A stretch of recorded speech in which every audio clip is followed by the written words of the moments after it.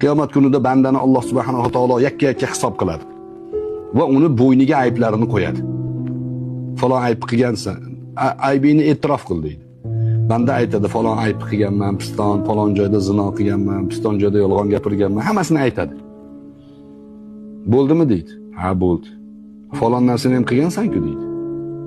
Bekitgani bor-da. Endi odam Allohdan bekitolmaydiki, lekin xijolat qilar ekanda banda. Ha, uni ham qilganman deydi. Falondan bor-ku deydi. Ha, to'g'ri, uni ham qilganman deydi. Ichida aytadiki, tamom bo'ldim endi deydi. Shunda Alloh taolo o'ziga xitob qiladi bandani. Shu gunohlaringni hammasini yashirganmidim deydi. Ha, yashirgan. Hech kim bilmaganmidi?